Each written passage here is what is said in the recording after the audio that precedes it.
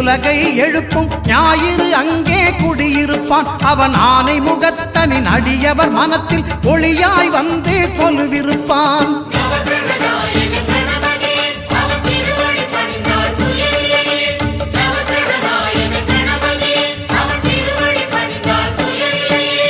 ஒன்பது கோளும் ஒன்றாய் காண அங்கு கற்பகம் என்னும் கடவுளின் மெய்யில்